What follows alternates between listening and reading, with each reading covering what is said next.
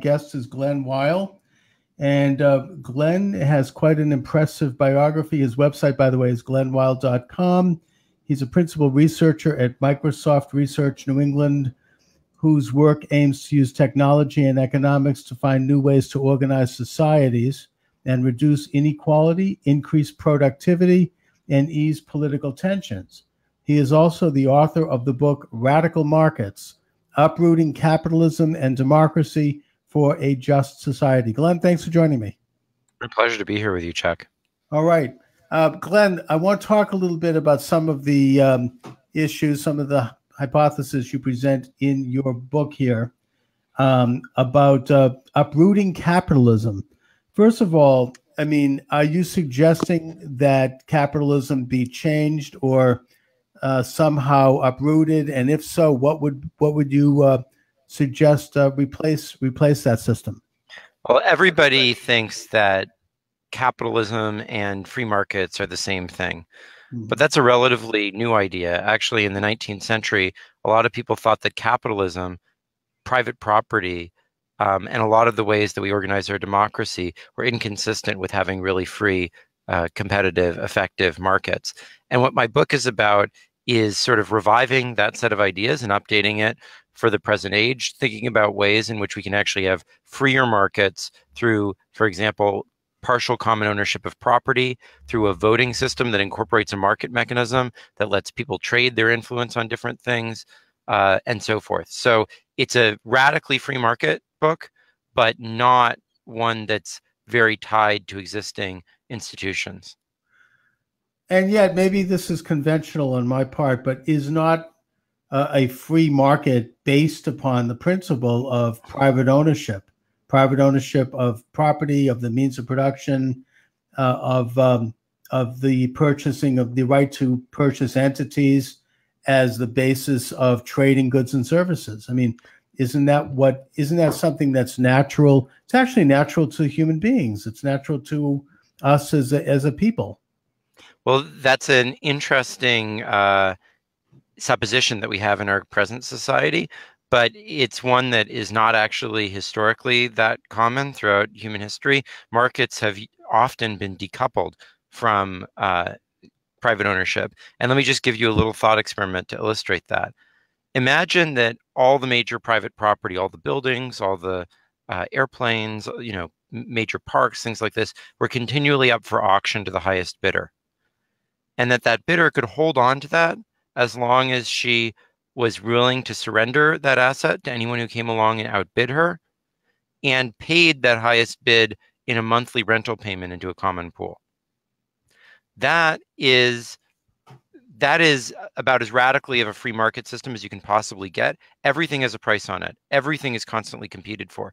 Everything is available for entrepreneurship and innovation. And in fact, it's much more free market than our current society, where this building that I'm calling you from, if someone had a better use for it than I have, or than my company has, they'd have to go into some long, drawn-out negotiation process. Whereas if there was an auction constantly, it would be much easier, much more free market. But in that system, there is no private property because nobody actually owns the things. They're only sort of renting them in some sense through this auction process from everyone more broadly. Well, it seems to me that if your system, the auction system, is put in place, that removes the ability of the individual and the company to have a choice. I mean, obviously, everything probably in existence can have a price put on it if it is put on the market and offered as a service or as a product. But not everything is put on the market because some people don't choose to put something on the market. So if the building that you're in right now, the company that you're working for wants to continue owning that building, they don't have to put it on the market. And but what you're suggesting is that through a system, I suppose, and correct me if I'm wrong, of auction, the property would constantly be on the market and it would be up for the highest bidder. Yeah. And so what I'm saying is let's leave aside for the moment whether that's a good or a bad system. We can come back to that later.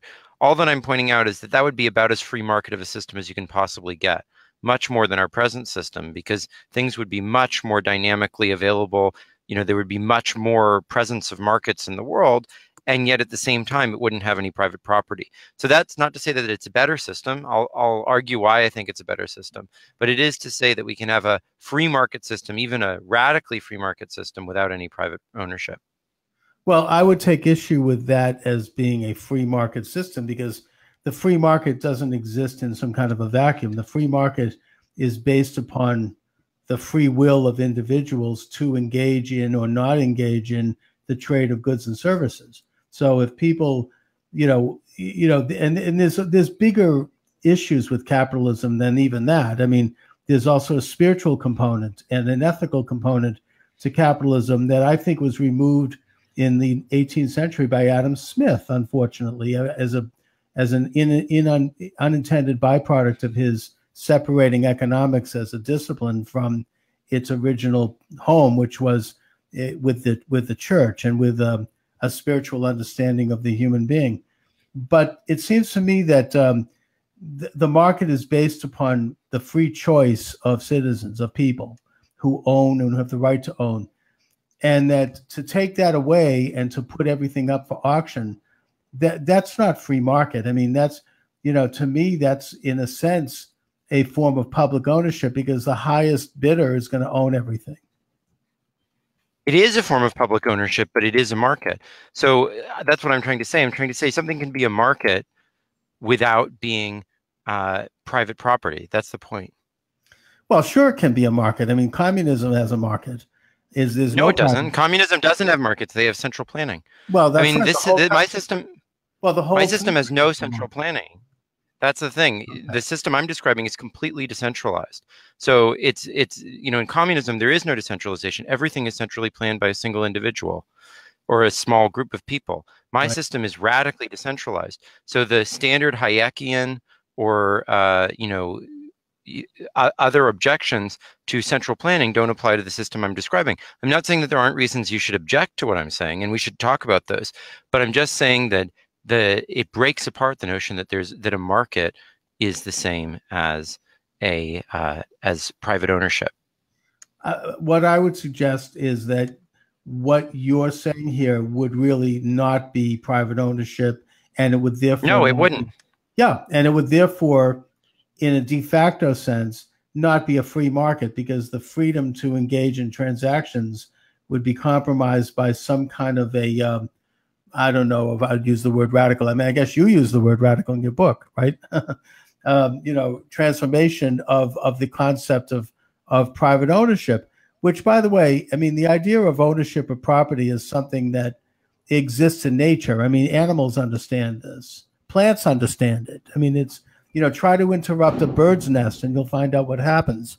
Try to get in the space of a dog and you'll find out what happens. Well, in fact, if you look throughout, human history, during most of human history, we haven't had private property. Agreed. I mean, private property is a reasonably new institution within human history. So the idea that it's just entirely natural that there should be absolute private property it's something that really comes out of, the Enlightenment and so forth. It's not something that's some ancient historical institution. It really begins with agriculture and it becomes, stronger towards the Enlightenment, but it's not an absolute, and it's something that hasn't changed in many ways in many societies. Well, the point I was just trying to make is that a free market where people have choice can be based on an auction system rather than giving people absolute ownership rights in the things that they have. And in fact, we know that because we've seen that, for example, on the internet. The way that ads are sold on Facebook and Google is through a competitive market, but not one based on ownership of those ad slots by the people who bid for them. They just bid for them, and then they might lose them the next moment. Well, the ads are ultimately owned by Facebook, just like a newspaper owns its entity, and then when you buy an ad from them, you're engaging in a transaction and you're renting that space in a contract. I mean, the whole idea in modern sense of ownership involves contracts. And you're right to say that historically there hasn't been private property. I would suggest that the development of the concept of private property is one of the great progressive movements. In ancient times, there was no conception of it. Everything was owned by the king or by the idol. I mean, if you look at the Bible, you can see that they were beginning the process of developing private ownership and property slowly and carefully. But as man progressed, we eventually realized that this was the most freeing institution and the basis of freedom. And that idea was blossomed to its ultimate with the foundation of the United States. So, it hasn't always existed. That doesn't mean it's not natural. It is natural, but it's taken mankind millennia to develop it, to realize its power, and to put in place a means by which we as individuals can own property. And that doesn't mean that we own it in an unfettered way. That's as false an idea as communism is, because obviously we have to live with other people. So, my ownership of property, my ownership of land doesn't mean I could build a garbage dump in my backyard.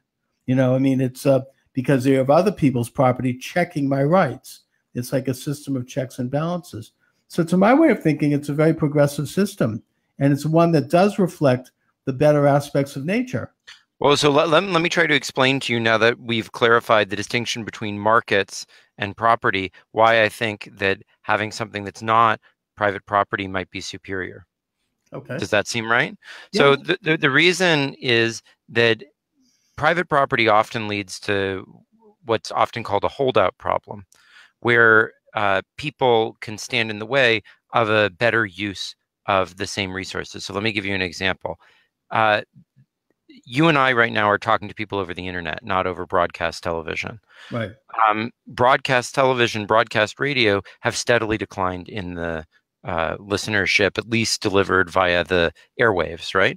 And people want to use those airwaves instead as a way to get Wi-Fi, as a way to get 5G services, etc. However, there's all sorts of people, television stations and radio stations, which got licenses to that spectrum rights, the right to use a portion of the electromagnetic spectrum, and have been basically sitting on that for years doing almost nothing. Many of them are just running reruns on constant loop so they don't lose their rights. Now, the problem is that if you want to come along and you want to make 5G, or you want to make Wi-Fi, you need to get a chunk of that spectrum. It needs to cut across many different bands. It needs to have a wide geographic area. That's just the way the technology works. But the problem is, because it's fragmented into all these little television stations, they're not able to achieve that. And they could go and try to bargain with all of these guys. But of course, the Wi-Fi is worth way more than this other application is. And therefore, people are going to try to hold out for some enormous price in order to try to transfer it to these more efficient potential uses.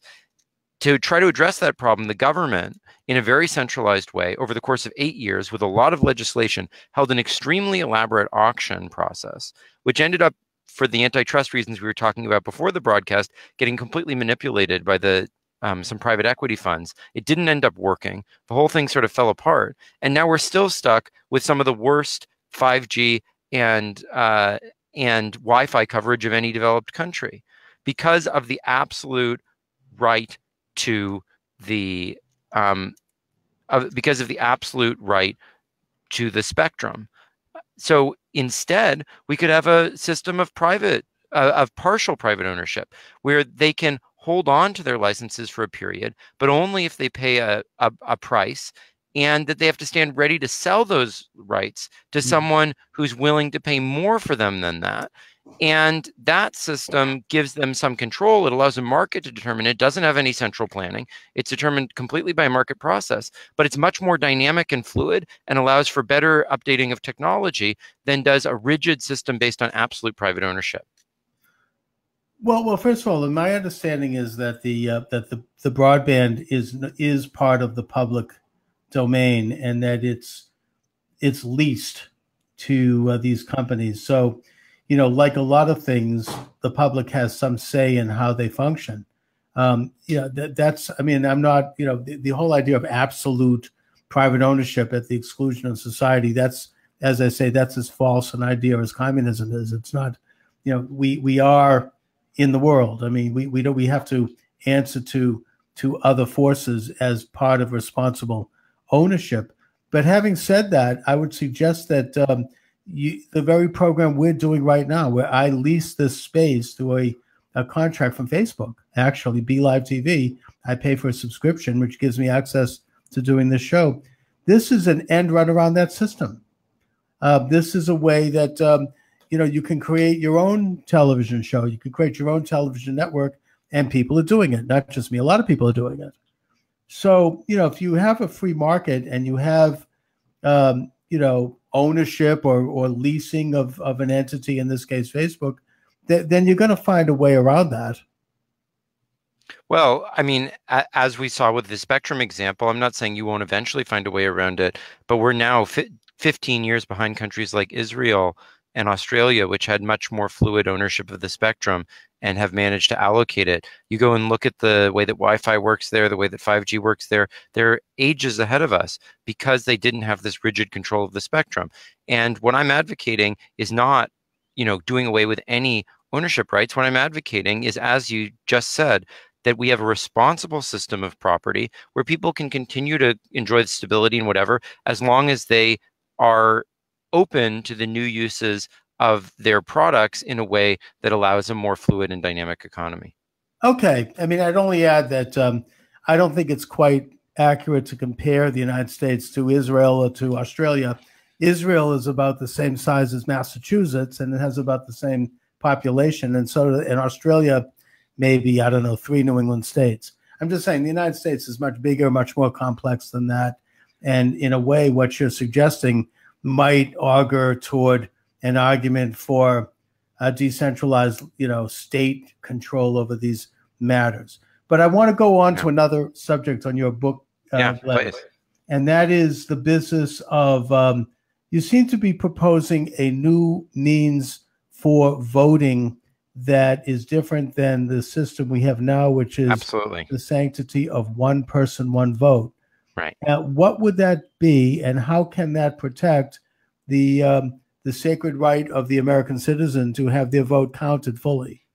So the problem with one person, one vote is not that it gives everyone equal votes. That's incredibly important. I strongly support that.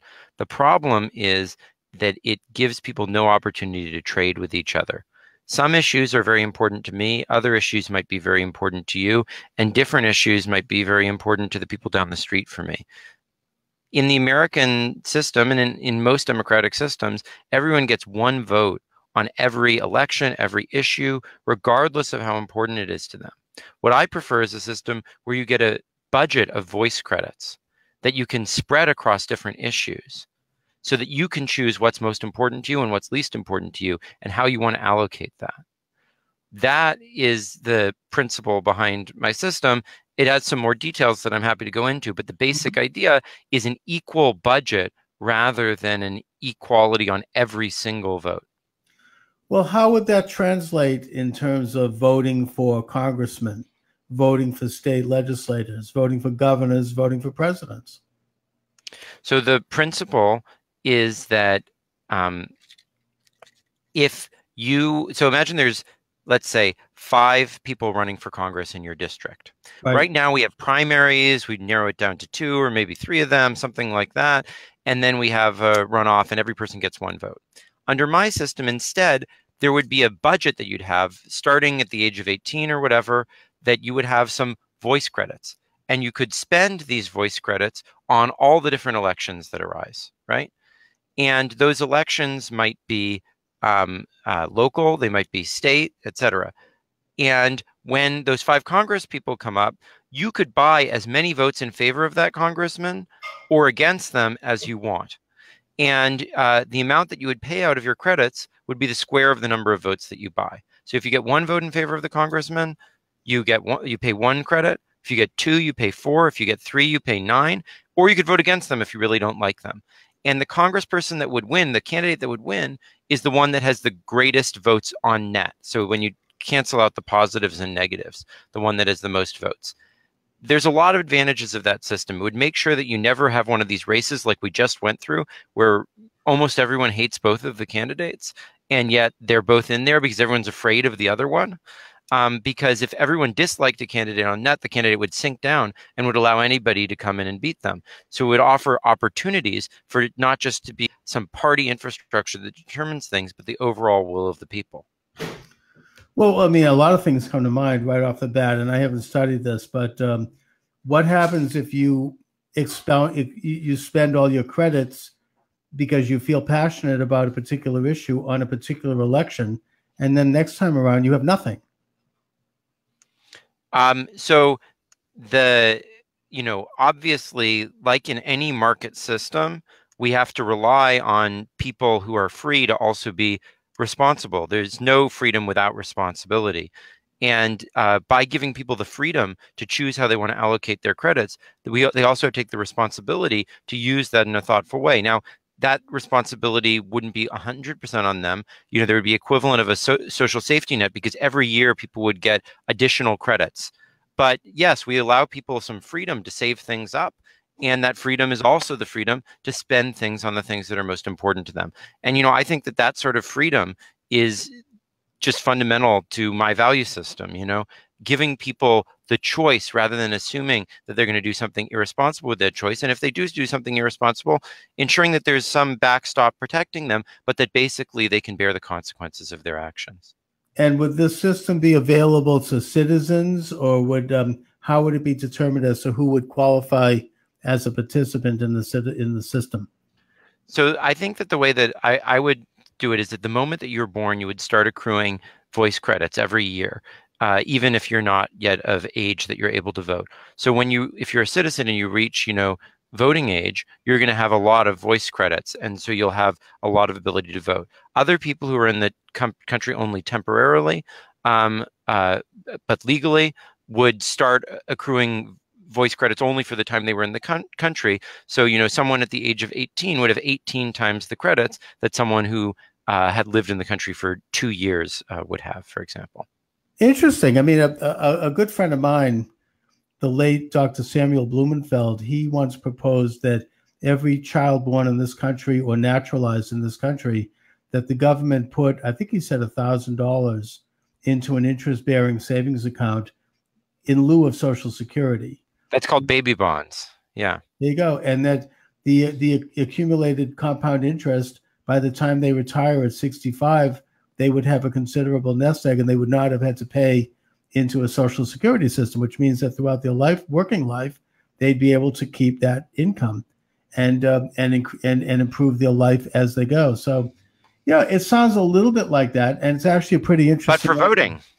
Yeah, but for voting. I agree. I mean, it actually sounds like something. I mean, I'm not here to endorse it, but it certainly does sound like an interesting idea. Well, and relating to the issue of citizenship, it seems to me that it's a good way to sort of capture our intuitions about why immigrants shouldn't have the same weight in decisions that native-born citizens have, because native-born citizens have been here a lot longer. But on the other hand, it eliminates the thing that suddenly you become a citizen and then you have exactly the same vote as everyone else. And the moment before that, you have no vote, which doesn't really make sense either. You know what I mean? I don't know about that. I actually think that does make sense. If a person becomes a citizen, and that's not an easy process, then they should have absolute equal voting to anybody who's been here all their life. The question is, the process of becoming a citizen is something that needs to be contentious. It's contentious, and it needs to be reformed. I would actually be somewhat liberal on that, in that there are a lot of people who ought to be able to become citizens who have to wait an inordinate amount of time to get to that point. So that's another issue. But once someone's a citizen, I tend to think that it should be an equal vote. And if you think it's going to reduce the phenomena of having to vote for people we don't like, I mean, I'm not sure about that. I mean, it's you want to have a winner-take-all system where somebody who gets one vote more than the other person, they're elected and they're in office. Otherwise we'll go to a more parliamentary system, which I suppose works in some countries, but I think our system works pretty well here. Well, I think the difficulty with a winner-take-all system is that if the government ends up going in a really bad direction, the only choice is impeachment. Whereas in a parliamentary system, if something bad starts happening with the government, there's ways that are easier to have a no confidence vote and to reorganize the government. And I think that can make things a little bit less volatile, let's say. Understood. Although I think that with republic, which is so vast and so complicated, Yeah. the impeachment system is a better one, because we don't want to have a government that's constantly going to be changing on whim or on mistake. It's much better to have a strong government in place for a set period of time, as delineated by the Constitution. It's maybe that type of system might work in the states, I suppose, but yet the states traditionally imitate the federal government. Anyways, Glenn, what else are you working on over there? Well, so we have a alternative system of organizing migration that we propose in the book as well. So should we talk about that? Yeah. Yeah. So the idea is that at present, migrants come in, and the main people who benefit from migration are either the migrants themselves or the people who employ them, who are usually wealthier corporations, things like this. We want a system where ordinary working class Americans can directly benefit from migrants coming to the country. And the idea would be that every individual citizen would have a right to sponsor migrants. And only individual citizens would have the right to sponsor migrants. So if someone wanted to go work for Google, they'd have to find an individual at Google or somewhere in that area who would sponsor them as a migrant. And as a sponsor, you could negotiate for a share of the benefits that the migrant gets from coming to work in the country, so that every individual citizen would see a benefit on their bottom line and have personal interactions with migrants and could support them in adapting to American institutions and so forth. So that's our idea for migration, because we think on the one hand, it could dramatically expand migration. Many more people would have the ability to sponsor migrants. But on the other hand, rather than all the benefits accruing to coastal elites or to the migrants themselves, they would accrue to the working class of the country. What you're describing is a version of the American immigration system that existed before 1965 and the Kennedy immigration change, which turned it into a lottery system and a chain migration system. Before that, it was a system by which the migrant would have to have a sponsor. The sponsor could be an individual or it could be a company. And as part of that sponsorship, that individual or company would take responsibility for that immigrant for 3 years. In other words, they wouldn't get welfare for 3 years. They would have to be gainfully employed, and that the sponsor would support them if they couldn't be gainfully employed. Yeah. And then after the 3-year period, they get citizenship. I think that is a very good system. Even having said that, ultimately, the federal government has a say on who and how many people immigrate into this country, just like any sovereign nation has a say on that. That's just, that's a basic function of any sovereign nation. You decide who comes into the national home, just like you and I decide who comes into our personal home, except in this case, the federal government acts sort of in proxy and decides these questions. Yeah, I mean, I would prefer that to be somewhat more decentralized. So I would prefer for every citizen, obviously the government has to put some limit on it. It can't be unlimited. But I would prefer for there to be more power to decide that in the hands of individuals and localities, and somewhat less in the hands of just the federal government. So for example, the federal government might enforce a playing field set of rules saying that migrants who migrate, say, to one state or one locality could not travel to another locality without, support from their sponsor or their sponsor being along with them or something like that. Whereas, but the localities could decide how many migrants they wanted to have in that area. So I would support having more devolution of that authority to allow more competition and experimentation across areas within the country to determine which system is likely to benefit the development of those areas. I might agree with that to an extent, although I think that if you have the sponsorship program in place and that people are literally sponsored, like my great-grandmother was sponsoring people to come into this country from Russia. At the same time, the federal government obviously has a say in terms of making sure that someone coming in is not a terrorist. Of course. No question about that. And that they're willing to, swear an oath of allegiance to the United States. They're not Absolutely. coming in as subversive. Absolutely. And that ultimately there's a population issue as well, and there's an economic component to it, in that you have to ask the question of whether or not the economy can sustain or absorb a number of people. Because if you have more people than the economy can absorb, then that's going to hurt the value of labor. And so that all that is obviously true, but along the economic dimension, this system, because it would be individual sponsorship, and there could be that where you could actually receive compensation for sponsoring the migrant, it would have a direct benefit to labor as well as any potential indirect effect of impacting wages. And so that, I think, could make it a very attractive proposition for many working class people. Right. Excellent. And interesting to think about. You brought a lot to the table, obviously, about ideas to consider. And I kind of want to wrap it up by getting into a little bit of what we talked about in the green room before. That'd be great. Yeah. And that is the business of conservatives are concerned about shadow banning on the part of Google and Facebook, and Twitter specifically. Even though President Trump obviously makes okay with Twitter, we get that, but you can't ban him because he's the president.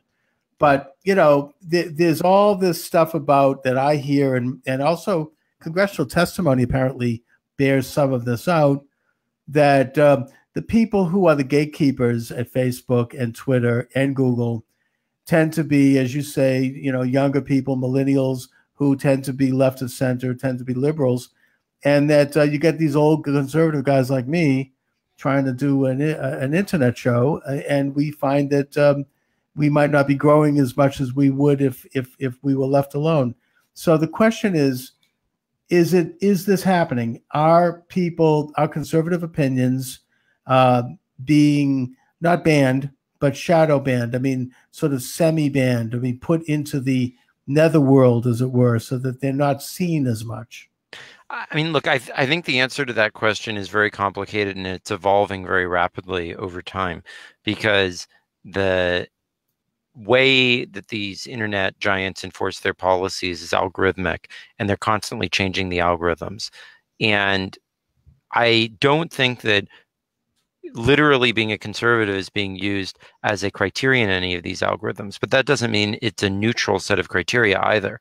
They may be construing things or flagging words or flagging phrases that are associated with the views of one side or another, or even at a more abstract level than that, they may be looking at the reactions that people are having within certain contexts and upweighting or downweighting things within that in a way that is not fair across the sides. But of course, there's people on the left who have similar responses, maybe not to the same issues you're talking about. For example, they might think that certain content is hateful and should be banned. People on the right, on the other hand, might think that certain content is pornographic and should be banned. Ultimately, these are contentious issues that our society has fought about many times in the past. And we usually try to have the legislature, the Supreme Court, etc., deal with these issues. The problem right now is because we've allowed so much power to accumulate in the hands of so few corporate entities, it's guys in T-shirts in Silicon Valley who are figuring this out, rather than people in robes or suits in the Capitol. And I mean, my suggestion maybe seems very liberal, I suppose, but that is to bring back the trust busting of Teddy Roosevelt and say, we're going to take Google and break it into 7 pieces, just like what Roosevelt did to Standard Oil. So the problem is, I'm not sure that that can work. The thing is that there isn't nearly as much economies of scale in the production of oil as there is in a social network, because everyone wants to be on the same social network. Or if you think about Google, it's like if you tried to break up the electricity grid, that would be a disaster, right? It's like the whole point is it's one grid. So my feeling is that instead of that, we probably need to have a different layer lying underneath it, which manages community standards and data, rather than just having individuals on the one hand, and then these monolithic organizations that are controlling everything on top of it. So I think we need entrepreneurship, maybe the formation of something like a union or a consumer union or a cooperative or something there would be a large number of these that would be competing with each other, and that would be small enough so they don't become overwhelmingly powerful, but large enough so that they would have some bargaining power against Facebook and Google that could then manage this relationship and ensure that there is a reasonable balance and negotiating on behalf of different interest groups within the society. Although I would point as an example, the breakup of Ma Bell in the 1990s led to a lot of competition among different telephone companies, and that combined with the development of certain technologies such as the cell phone have led to a great reduction in the cost of telephones and have led to a great deal of competition between different companies. I think that case is extremely unclear because we've ended up with a very, very, very concentrated telephone sector in the United States, one of the most concentrated in the world. Many of the European countries have much more competitive telephone sectors, so I'm not sure how successful that effort really was. More successful than the monopoly that existed under Ma Bell, where you that I would agree with. That's a pretty low bar. Exactly. Well, that's what's there, and I think that's what's becoming in the de facto sense. It's not a government utility, but that's almost what Google is. You can't be anywhere without Google. Right. If you don't have Google, then you're vanished. So, I mean, I think it's worth considering the idea of multiple Googles and let them compete. People can be members of any and all of them if they want. But the fact is, if you have different gatekeepers who have different points of views and different biases managing each respective one, then it'll be a competition of ideas. Chuck, I think you and I basically agree, except that because of the just physical features of how Google works, I would prefer that to be a thin infrastructure layer, and then all the competition and points of view you're talking about gets handled by these other smaller organizations which compete with each other and then have enough power to bargain with Google to ensure that their standards are enforced for their members on the platform. That's what I would prefer as a way of balancing out their power, rather than sort of just breaking them up directly, because I think that would reduce the quality of the services involved too much. All right, Glen Weyl, I want to thank you for joining me today. The book is Radical Markets, Uprooting Capitalism and Democracy for a Just Society. Glen, do you want to mention any websites or anywhere people might be able to reach you and find out more about your work? Sure. If you check out my website, radicalmarkets.com, there's a lot of material there. Excellent. Thanks a lot, Glen. Thank you. Bye-bye. All right.